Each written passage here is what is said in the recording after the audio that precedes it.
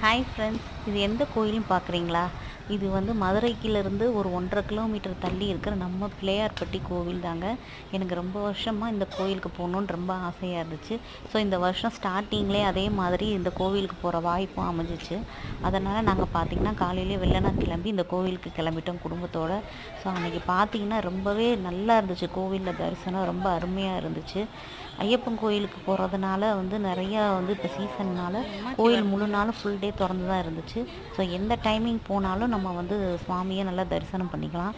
So அன்னைக்கு பார்த்திங்கன்னா கற்பக விநாயகர் வந்து தங்க கவசம் அணிஞ்சு வந்து தரிசனம் தந்தார் நம்மளுக்கு. ரொம்பவே மன திருப்தியாக இருந்துச்சு இந்த கோயிலுக்கு போயிட்டு வந்தது.